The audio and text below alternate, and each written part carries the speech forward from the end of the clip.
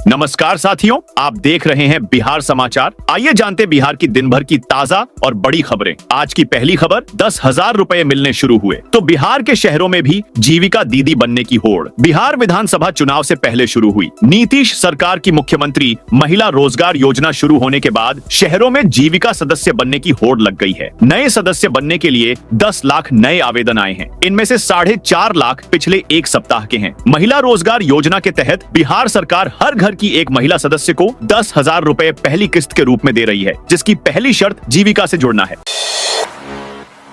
पटना में सीएम के पास पहुंचा शख्स सिक्योरिटी ने हटाया। आज गुरुवार को विजयादशमी मनाई जा रही है। चुनावी साल में बिहार में पर्व और रावण को लेकर भी सियासत हो रही है। सोशल मीडिया के जरिए दशहरे पर रावण को लेकर सत्ता पक्ष और विपक्ष आमने सामने है। वहीं गांधी जयंती पर राज्यपाल और सीएम ने महात्मा गांधी को श्रद्धांजलि दी। सीएम नीतीश की सुरक्षा में चूक का मामला सामने आया है। मुख्यमंत्री लाल बहादुर शास्त्री की जयंती पर उन्हें श्रद्धांजलि अर्पित कर सीढ़ियों से नीचे उतर रहे थे, तभी एक शख्स अचानक उनके बिल्कुल पास पहुंच गया। घटना इतनी अचानक हुई कि मुख्यमंत्री भी कुछ पल के लिए रुक गए। शख्स के हाथ में पीले रंग का लिफाफा था। वो सीएम को कोई कागज देना चाहता था।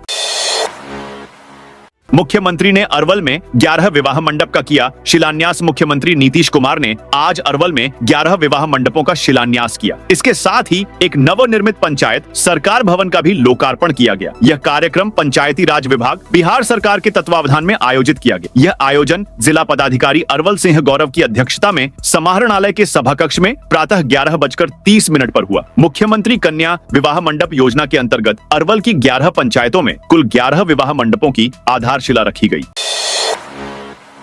आज गांधी मैदान में जलेगा 80 फीट का रावण। पटना के गांधी मैदान में आज रावण दहन किया जाएगा। 80 फीट के रावण, 75 फीट के मेघनाद और 70 फीट के कुंभकर्ण को जलाया जाएगा। तीनों को राजस्थानी और साउथ इंडियन के फ्यूजन स्टाइल में तैयार किया गया है। आगरा के 15 कारीगरों ने पुतलों का निर्माण किया है। वहीं पुतलों को सीधा खड़ा रखने के लिए अंदर में लोहे के पाइप की सीढ़ी लगाई गई है, ताकि पुतले गिरे नहीं। इस रावण वध समारोह मुख्यमंत्री और राज्यपाल भी मौजूद रहेंगे।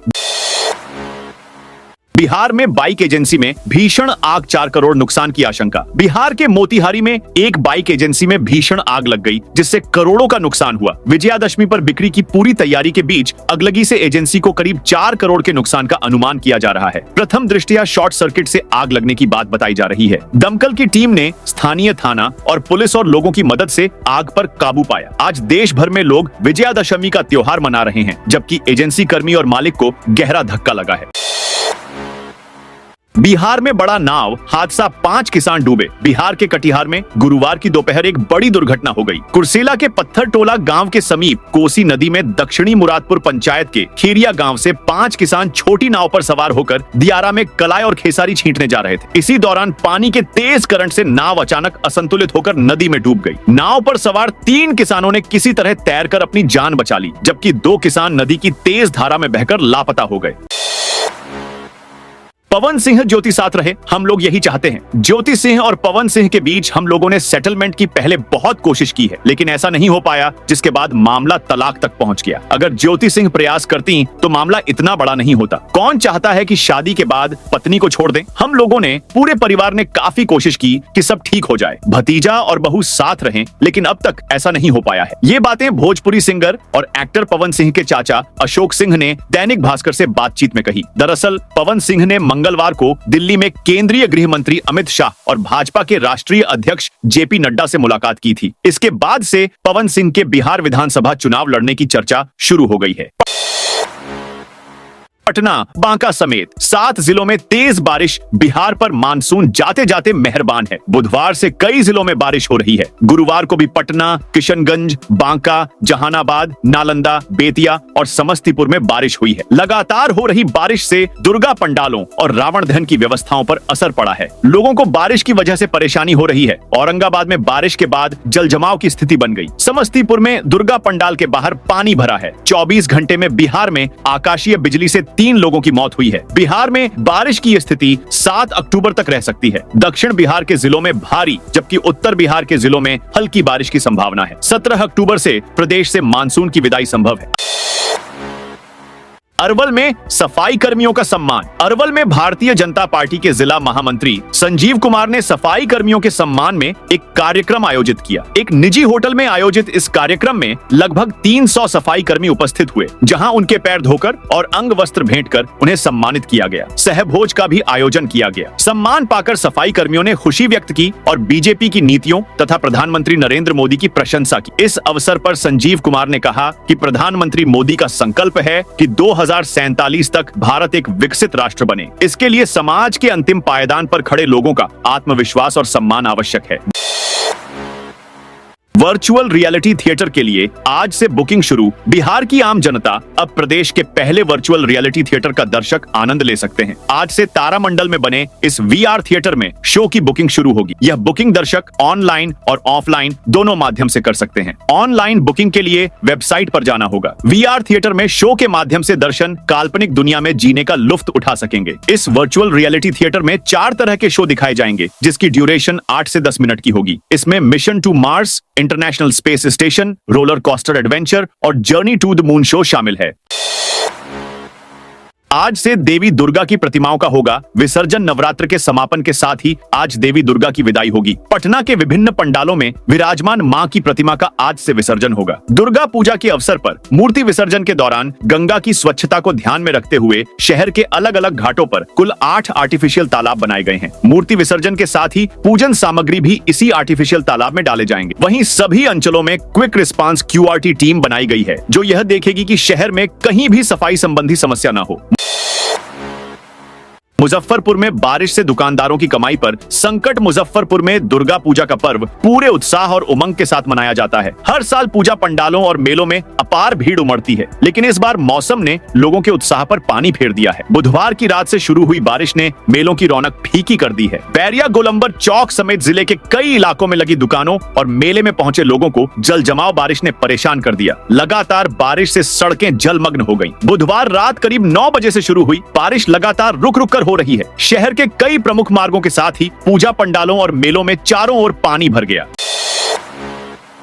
4 शुभ योग में विजयादशमी आज पालकी पर होगी मां दुर्गा की विदाई। शारदीय नवरात्र में मां दुर्गा के अलग अलग स्वरूपों की पूजा उपासना के बाद आज विजयादशमी का पर्व मनाया जाएगा। आज उत्तराषाढ़ा नक्षत्र व श्रवणा नक्षत्र के युग्म संयोग के साथ 4 शुभ योग सुकर्मा योग, धृति योग, रवि योग, सिद्ध योग का संयोग बन रहा है। नवरात्र खत्म होने के साथ ही माता की विदाई पालकी पर होगी। देवी पुराण के अनुसार पालकी में भगवती दुर्गा की विदाई होने से भक्तों के जीवन में शुभता, सुख की वृद्धि होगी। सभी पूजा पंडालों में स्थापित प्रतिमाओं का आज से विसर्जन होगा।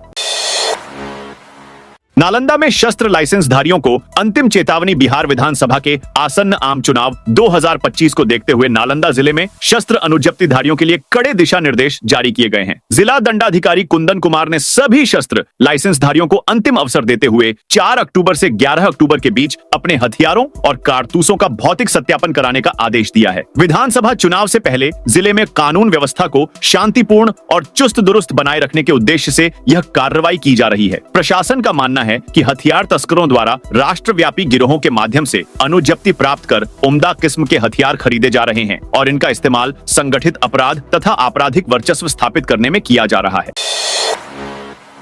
तेज प्रताप बोले, तेजस्वी को बड़े भाई का सम्मान करना चाहिए। पूर्व मंत्री तेज प्रताप यादव ने विजयादशमी और गांधी जयंती के अवसर पर बिहार और देशवासियों को शुभकामनाएं दी हैं। पटना में मीडिया से बात करते हुए उन्होंने कहा, तेजस्वी छोटे भाई हैं, उन्हें बड़े भाई का सम्मान करना चाहिए। समझना चाहिए कौन राम है कौन लक्ष्मण। अपनी मर्यादा समझनी चाहिए, साथ ही अपनी बुद्धि विवेक का इस्तेमाल करना चाहिए। हो सकता है जयचंद लोग ये सब बता रहे हो। तेज प्रताप से 2020 में कराए गए पार्टी रजिस्ट्रेशन और तेजस्वी के बयान भैया का जिससे लगाव होता है उसे चुनाव में खड़ा कर देते हैं पर सवाल किया गया था। इस दौरान पूर्व मंत्री ने कहा, जो जलने वाले हैं जलते रहे, मुझे तो आगे बढ़ना है, हमें जनता से जुड़ना है। आज से देवी दुर्गा की प्रतिमाओं का होगा विसर्जन। नवरात्र के समापन के साथ ही आज देवी दुर्गा की विदाई होगी। पटना के विभिन्न पंडालों में विराजमान मां की प्रतिमा का आज से विसर्जन होगा। दुर्गा पूजा के अवसर पर मूर्ति विसर्जन के दौरान गंगा की स्वच्छता को ध्यान में रखते हुए शहर के अलग अलग घाटों पर कुल 8 आर्टिफिशियल तालाब बनाए गए हैं। मूर्ति विसर्जन के साथ ही पूजन सामग्री भी इसी आर्टिफिशियल तालाब में डाले जाएंगे। वहीं सभी अंचलों में क्विक रिस्पांस QRT टीम बनाई गई है, जो यह देखेगी कि शहर में कहीं भी सफाई संबंधी समस्या न हो। गिरिराज सिंह बोले, बेगूसराय में केंद्रीय मंत्री गिरिराज सिंह ने कांग्रेस नेता राहुल गांधी पर निशाना साधा है। उन्होंने कहा, राष्ट्रीय स्वयंसेवक संघ का 100 साल पूरा हो गया है। आरएसएस एक ऐसी संस्था है जो पूरे दुनिया में रचनात्मक काम करती है, संस्कृति का कार्य करती है। देश में जब भी आपदा आती है तो संघ के स्वयंसेवक उसमें लगे रहे। राहुल गांधी जैसे लोगों को केवल सबको गाली देनी आती है। 7 जन्म लगेगा राहुल गांधी को संघ का स्वयंसेवक बनने में। संघ के स्वयंसेवक राहुल गांधी जैसे लोग नहीं बन सकते हैं जो भारत को गाली देते हैं। भारत के मान सम्मान के लिए ही पूरी दुनिया में आरएसएस काम कर रहा है। सबसे ज्यादा बूचड़खाने बीजेपी के शासनकाल में खुले शंकराचार्य अविमुक्तेश्वरानंद सरस्वती बुधवार को सीवान पहुंचे। इस दौरान उन्होंने पत्रकारों से बात की। उन्होंने कहा, मैं मतदाताओं को जगाने आया हूं, क्योंकि जिस प्रकार धर्म करने पर पुण्य और अधर्म करने पर पाप मिलता है, उसी तरह योग्य प्रत्याशी को वोट देना पुण्य और अयोग्य को वोट देना पाप है। उन्होंने मतदाताओं से अपील की कि केवल वही प्रत्याशी को वोट दें जो गौ रक्षा का वचन दे, क्योंकि गाय हमारी मां है। शंकराचार्य अविमुक्तेश्वरानंद सरस्वती ने केंद्र की भाजपा सरकार और प्रधानमंत्री नरेंद्र मोदी पर जमकर हमला बोला। आज भारत की राजनीति भारत की परंपराओं पर नहीं बल्कि दूसरे देशों से मिले नियमों पर चल रही है। बहुमत सनातनियों का है, लेकिन देश में सनातन परंपरा की अवहेलना हो रही है। सहरसा के 1,55,000 उपभोक्ताओं को मुफ्त बिजली। सहरसा बिजली आपूर्ति प्रमंडल के लगभग 1,55,000 घरेलू उपभोक्ताओं को मुख्यमंत्री बिजली उपभोक्ता सहायता योजना के तहत 125 यूनिट मुफ्त बिजली का लाभ मिल रहा है। यह योजना जुलाई महीने से लागू की गई है, जिसके तहत शहरी और ग्रामीण दोनों क्षेत्रों के उपभोक्ताओं का बिजली बिल शून्य आ रहा है। बिजली कार्यपालक अभियंता सहरसा अमित कुमार ने बताया कि सरकार की घोषणा के बाद सभी घरेलू उपभोक्ताओं को यह लाभ दिया जा रहा है। विभाग का उद्देश्य उपभोक्ताओं को योजनाओं का प्रत्यक्ष लाभ दिलाना और उनकी समस्याओं का त्वरित समाधान सुनिश्चित करना है। चुनाव से पहले मधुबनी को बड़ा तोहफा। प्रधानमंत्री नरेंद्र मोदी की अध्यक्षता में हुई आर्थिक मामलों की मंत्रिमंडलीय समिति ने मधुबनी जिले में 2 नए केंद्रीय विद्यालयों की स्थापना को मंजूरी दे दी है। यह महत्वपूर्ण निर्णय बुधवार को हुई बैठक में लिया गया। नए विद्यालय झंझारपुर और मधुबनी अनुमंडल में स्थापित किए जाएंगे। इस फैसले के बाद बिहार में केंद्रीय विद्यालयों की संख्या 19 हो जाएगी। अधिकारियों का मानना है कि यह कदम राज्य के विद्यार्थियों को राष्ट्रीय स्तर की गुणवत्तापूर्ण शिक्षा उपलब्ध कराने की दिशा में महत्वपूर्ण साबित होगा। मधुबनी जिले में 2 केंद्रीय विद्यालयों की स्थापना से स्थानीय शैक्षणिक आवश्यकताओं की पूर्ति होगी। इससे हजारों विद्यार्थियों को बेहतर शिक्षण वातावरण और आधुनिक सुविधाओं के साथ शिक्षा प्राप्त करने का अवसर मिलेगा। बिहार में देश का सबसे बड़ा ऊर्जा संयंत्र बनकर तैयार। बिहार में देश का सबसे बड़ा ऊर्जा संयंत्र बनकर तैयार हो गया है। लखीसराय जिले के सूर्यगढ़ा प्रखंड के कजरा स्थित टाली कोडासी गांव में 1500 करोड़ रुपए की लागत में यह अत्याधुनिक बैटरी सौर ऊर्जा प्लांट बना है, जिसका उद्घाटन मुख्यमंत्री नीतीश कुमार 4 अगस्त को करेंगे। इस बारे में जानकारी जिलाधिकारी मिथिलेश कुमार मिश्रा ने दी। मुख्यमंत्री अपने मुंगेर के 1 दिवसीय दौरे के दौरान लखीसराय पहुंचेंगे और इस मेगा प्रोजेक्ट का शुभारंभ करेंगे। हालांकि उनके आगमन का विस्तृत कार्यक्रम और समय अभी तय नहीं किया गया है, जिसका लोगों को बेसब्री से इंतजार है। सावधान, तेजी से बढ़ रहा बिहार की और साइक्लोनिक सर्कुलेशन बंगाल की खाड़ी में बना मजबूत निम्न दबाव का क्षेत्र अब चक्रवाती तूफान में तब्दील होता जा रहा है, क्योंकि इसकी गति धीरे धीरे बढ़ती जा रही है और यह तेजी से उत्तर उत्तर पश्चिम की तरफ तट की ओर बढ़ रहा है। मौसम विभाग ने यह भी कहा है कि जैसे ही अवदाब की गति 63 किलोमीटर प्रति घंटे की स्पीड से ज्यादा होगी, यह तूफान में बदल जाएगा। भारत मौसम विज्ञान विभाग के वैज्ञानिक डॉक्टर आनंद कुमार दास ने हिंदुस्तान से बातचीत में कहा कि दोपहर तक इसकी गति 55 किलोमीटर प्रति घंटे दर्ज की गई है। आरएसएस प्रमुख भागवत बोले, निर्भरता मजबूरी न बने। राष्ट्रीय स्वयंसेवक संघ आरएसएस के प्रमुख मोहन भागवत ने गुरुवार को कहा, पहलगाम हमले में आतंकियों ने धर्म पूछकर हिंदुओं की हत्या की। हमारी सरकार और सेना ने इसका जवाब दिया। इस घटना से हमें दोस्त और दुश्मन का पता चला। उन्होंने कहा कि हमें अंतर्राष्ट्रीय संबंधों में समझ रखनी होगी। पहलगाम घटना हमें सिखा गई कि भले ही हम सभी के साथ दोस्ती का भाव रखते हैं और रखेंगे, लेकिन हमें अपनी सुरक्षा के प्रति और अधिक सजग समर्थ रहना पड़ेगा। आरएसएस प्रमुख ने यह बात गुरुवार को नागपुर में विजयादशमी पर संगठन के शताब्दी समारोह में कही। उन्होंने 41 मिनट के भाषण में समाज में आ रहे बदलाव, सरकारों का रवैया, लोगों में बेचैनी, पड़ोसी देशों में उथल पुथल, अमेरिकी टैरिफ का जिक्र किया। मधेपुरा में पूर्णिया सांसद पप्पू यादव ने SIR प्रक्रिया पर उठाए सवाल। पूर्णिया सांसद पप्पू यादव ने चुनाव आयोग द्वारा कराए गए स्पेशल इंटेंसिव रिवीजन पर सवाल खड़ा किया है। मधेपुरा के खुर्दा स्थित आवास पर पत्रकारों से बातचीत में उन्होंने कहा कि बिहार से करीब 3 करोड़ 84 लाख लोग बाहर काम और पढ़ाई के लिए जाते हैं। ऐसे में चुनाव से महज 3 महीने पहले मतदाता सूची का विशेष पुनरीक्षण शुरू करना गलत है। पप्पू यादव ने कहा कि 20 साल पहले भी SIR हुआ था, लेकिन तब यह लंबी प्रक्रिया थी। जब 6 महीने पहले ही वोटर लिस्ट की गहन जांच हो चुकी थी, तो फिर अचानक नई प्रक्रिया की जरूरत क्यों पड़ी? सांसद ने कहा कि इस बार 69 लाख लोगों का नाम मतदाता सूची से हटा दिया गया है। नियम है कि नाम काटने से पहले नोटिस देना चाहिए, लेकिन ऐसा हुआ ही नहीं।